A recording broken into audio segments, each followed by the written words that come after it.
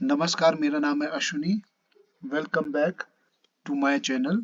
मेरे चैनल का नाम है AK एजुकेशनल वाईटी।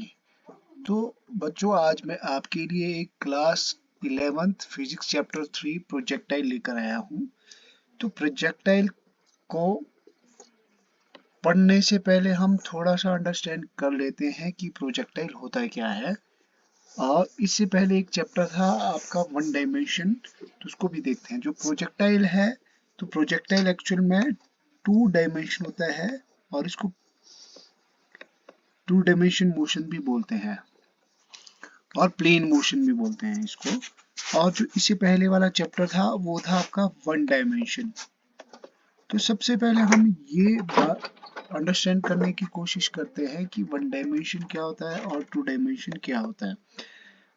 अगर कोई ऑब्जेक्ट है, सपोज दैट, मान के चलते हैं कि एक बॉल है, एक यहाँ बॉल है। अगर यहाँ एक्सटर्नल फोर्स इस बॉल पे लग जाती हैं और वो आगे की ओर मोशन में आता है, तो इसको बोलते हैं वन डायमेंशन।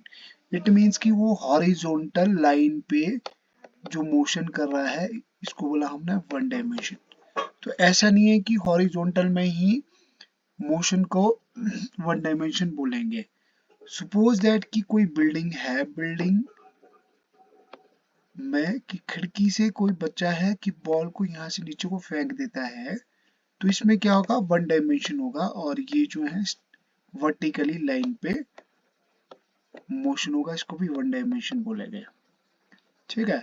अभी हम वेलोसिटी की बात नहीं करें, पर सबसे पहले हम 2D डायमेंशन की बात भी कर लेते हैं, उसको भी अंडरस्टैंड करने की कोशिश करते हैं। वेलोसिटी की बात भी यहाँ पे हम करेंगे और कोशिश करेंगे वेलोसिटी क्या है। तो हम सबसे पहले क्या देखेंगे कि मानो सपोज दैट कि किसी बिल्डिंग के टॉप से कोई ऑब्जेक्ट है, वो या फायर किया जाता है, इस तरीके से फेंका जाता है। यहाँ पे वर्ड फायर किया है, यहाँ पे सिर्फ ड्रॉप बात की थी मैंने।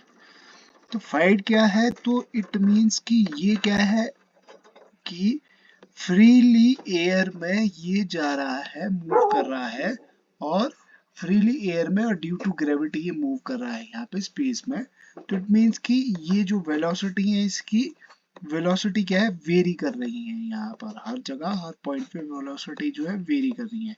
तो बीच में एक ऐसा पॉइंट भी आएगा जहाँ पे आपकी हॉरिजॉन्टल वेलोसिटी रहेगी। ठीक है। तो वो ऐसा नहीं है कि हॉरिजॉन्टल में आगे को ही जाता रहेगा, तो वो कुछ टाइम के लिए जो वेलोसिटी हॉरिजॉन्टल वो जीरो हो जाएगी। अभी हम यहाँ पे अंडरस्टैंड करने की कोशिश करेंगे, इसको समझेंगे। ठीक है। ये तो आपका टॉप ऑफ द बिल्डिंग की बात की थी। तो देखिए, ये था आपका वन डायमेंशन, ये था हमारा टू डायमेंशन। तो आपको पता चल ही गया होगा कि इसीलिए इसको टू डायमेंशन बोलते हैं। क्यों? क्योंकि यहाँ पर वर्टिकली भी आपका क्या है, वर्टिकली प्लेन की बात भी कर रहे हैं, सॉरी लाइन की बात कर रहे हैं, और आपका हॉरिजॉन्टल की बात भी कर रहे हैं। तो यहाँ पे टू डायमेंशन हुआ। और जो वर्टिकली है वो वाई एक्सिस है और ये आपकी एक्स एक्सिस है। इट मीन्स कि ये वाई एक्सिस मीन्स कि वर्टिकली में भी आपका ऑब्जेक्ट जो है वो क्या है, मूव कर रहा है, और हॉरिजॉन्टल भी मूव कर रहा है। यहाँ सिर्फ बात की थी हमने वर्टिकली में, ये अलग अलग डिफरेंट डिफरेंट हमने एग्जांपल लिए थे। तो ये है 2D डायमेंशन। तो 2D डायमेंशन जो बेस्ट एग्जांपल है वो है आपका प्रोजेक्टाइल है। क्वेश्चन ये भी आता है कि give the example of 2D dimension. तो आप डायरेक्टली यहाँ पे प्रोजेक्टाइल जो है आंसर लिख सकते हैं कि 2D डायमेंशन का एग्जांपल है प्रोजेक्टाइल। क्लियर है। तो हम इसको अंडरस्टैंड करने की कोशिश करते हैं कि प्रोजेक्टाइल होता क्या है। ये तो आप समझ ही गए होंगे कि टू डायमेंशन जो है वो प्रोजेक्टाइल होता है। तो any object projected into space और एयर। देखिए यहाँ पर क्या था कि स्पेस और एयर में नहीं था। ठीक है।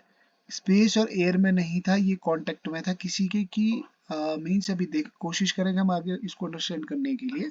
जब हम एग्जांपल करेंगे, एग्जांपल में हम अच्छे तरीके से समझ पाएंगे कि स्पेस और एयर में क्या बोलना चाह रहा है।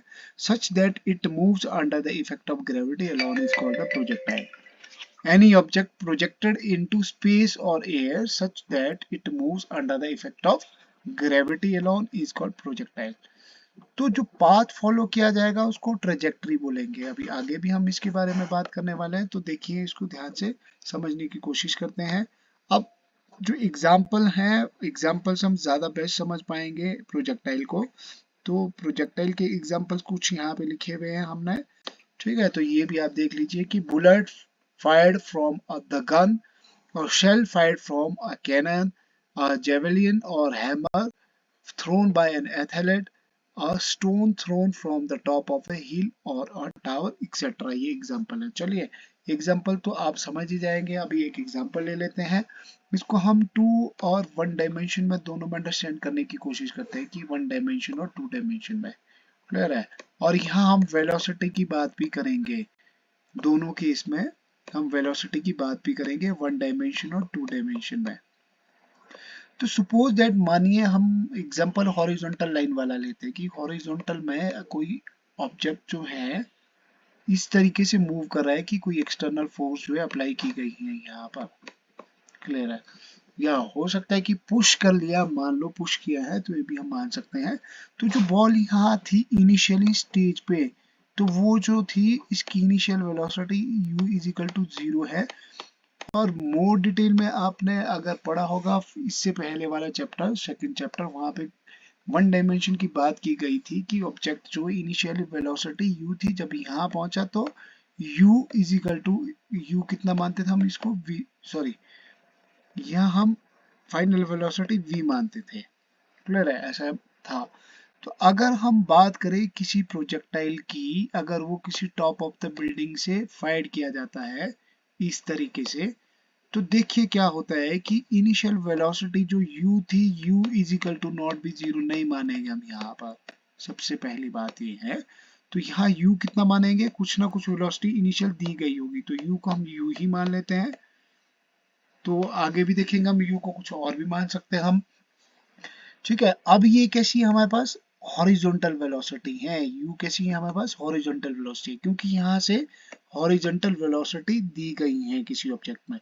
एक टाइम यहाँ ऐसा भी आएगा कि जो हॉरिजॉन्टल वेलोसिटी है u, वो क्या हो जाएगी, 0 हो जाएगी। ऐसा नहीं है कि 0, कि वो आपकी वेलोसिटी जो ऑब्जेक्ट है वो इस साइड को ही जाएगा। हो सकता है कि वो आपका ऑब्जेक्ट है नीचे को इधर को आता रहेगा, और जो वेलोसिटी है वो यहाँ पे 0 हो जाएगी। क्लियर है। तो इट मीन्स कि वो फ्रीली अंडर ग्रेविटी की वजह से इस तरीके से वो आगे आ रहा है। अदरवाइज तो अगर हम वर्टिकली की बात की, जो बॉल की बात की थी, तो डायरेक्टली नीचे पहुंच जाएगा। ये था एक एग्जांपल। अगर हम इसमें देखें, ये तो हॉरिजॉन्टल था। मानो सपोज दैट अगर कोई ऑब्जेक्ट जो है, इस यू को हम यहाँ पे और अच्छे तरीके से समझ सकते हैं कि किसी एंगल थीटा से फाइर किया गया हुआ है। तो एंगल है, एंगल हम थीटा मान लेते हैं यहाँ पर। एंगल थीटा से फाइर किया गया है जमीन से, मीन्स की अर्थ से ऊपर की ओर फाइर किया गया हुआ है वर्टिकली। तो वो जो पाथ है इस तरीके से वो मूव करेगा और वापस ही यहाँ पर पहुंच जाएगा। क्लियर है। तो देखिए यहाँ पर क्या है कि ये आपकी एक्स एक्सिस है ये वाली, और ये क्या है आपका वाई एक्सिस है। इसको भी हम अंडरस्टैंड करेंगे अच्छे से जब हम इसकी डिटेल में स्टडी करेंगे। तो हम देखेंगे नेक्स्ट वीडियो में, मैं आपको वो बताने वाला हूँ कि अब बीच में क्या होगा, मैक्सिमम जगह पे, मीन्स कि बीच में एक ऐसा पॉइंट आएगा जहाँ मैक्सिमम हाइट को अटेन करेगा ये।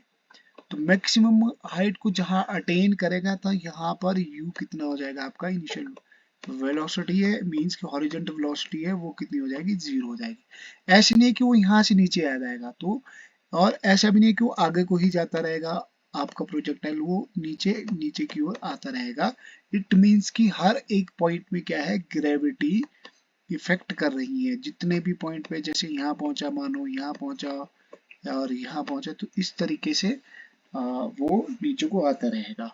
तो यहाँ हम एग्जाम्पल जो ले रहे हैं, तो जो मैं आपको बोलने वाला था उसी को एग्जाम्पल को यहाँ पे हम अंडरस्टैंड करने की कोशिश करते हैं कि मानो सपोज दैट कि ये ट्रेन है। क्लियर है। तो ट्रेन जो है ये एट रेस्ट पे है, इस टाइम एट रेस्ट पे है।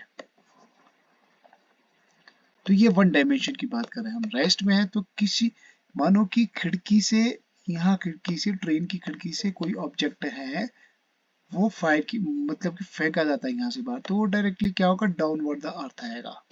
सीधी बात है, सीधी स्ट्रेट लाइन में।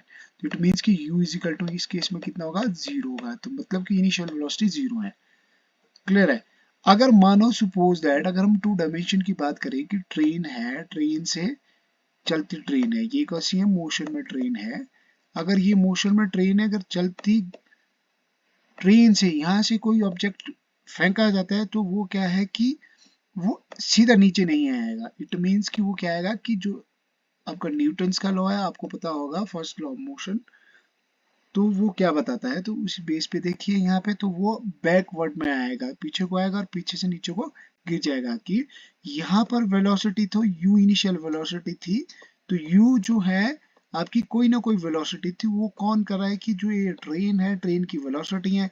तो आपने कई बार देखा होगा कुछ भी चीज हम नीचे फेंकते हैं चलती गाड़ी से, ट्रेन से या बस से, तो वो बैक और साइड से इस तरीके से जमीन पे आ गिरता है। तो ये एग्जाम्पल थे प्रोजेक्टाइल के, तो आई थिंक आप समझ गए होंगे। वैसे ही ये वाला the bullet fired from the gun, ABC में अगर बुलेट को गन से फायर किया जाता है तो वो क्या है कि कुछ डिस्टेंस तक जाएगा। अब कुछ डिस्टेंस तक जाएगा तो इट मीन्स कि वो कहीं ना कहीं क्या है कि नीचे को गिरने की कोशिश करेगी आपके बुलेट। सपोज दैट बुलेट जो फायर की है तो आगे किसी डिस्टेंस तक जाएगी, तो वहां से वो क्या होगा कि नीचे को ड्रॉप आउट हो जाएगा। क्लियर है। अगर मानो कि विदाउट गन जो है बुलेट को फेंका जाता है तो नीचे को इधर को मतलब छोड़ दिया जाएगा, तो स्ट्रेट लाइन में आ जाएगा। क्लियर है। तो इट मीन्स कि ये भी एक एग्जांपल है प्रोजेक्टाइल का। ऐसे ही और बहुत सारे एग्जांपल्स यहाँ पे दिए गए हुए हैं, तो आप इसको भी अंडरस्टैंड कर सकते हैं। जैसे कि stone thrown from the top of a hill और ए टावर, तो यहाँ वर्ड थ्रोन किया गया हुआ है, तो इट मीन्स क्या है कि थ्रोन जो वर्ड है, तो यहाँ पे भी बुलेट एक हिसाब से थ्रोन ही है। तो मतलब कि कोई फोर्स लगी है, तो यहाँ तो थ्रोन नहीं था, तो सीधी डायरेक्टली छोड़ा गया हुआ नीचे। ठीक है। तो अगला जो टॉपिक है वो जो है motion along horizontal path with uniform velocity, इसको भी हम देखेंगे कि जैसा कि मैंने आपको बताया था उसकी एक्सप्रेशन भी निकालेंगे।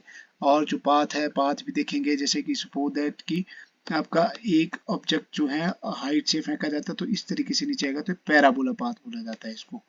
मतलब कि ये था सेमी पैराबोला, सेमी पैराबोला। अगर हमने क्या एंगल थीटा से कोई जमीन से फाइट किया है तो वो क्या है, वर्टिकली फाइट किया है, तो ये क्या होगा, ये भी पैराबोला है। तो जो पैराबोला है उसके बारे में हम देखेंगे, एक्सप्रेशंस के बारे में भी पढ़ेंगे और इनके डेरिवेशंस देखेंगे दोनों के नेक्स्ट वीडियो में। अगर आपको मेरी ये वीडियो अच्छी लगी है तो प्लीज लाइक और शेयर और सब्सक्राइब जरूर करें। मिलते हैं नेक्स्ट वीडियो में। Bye bye.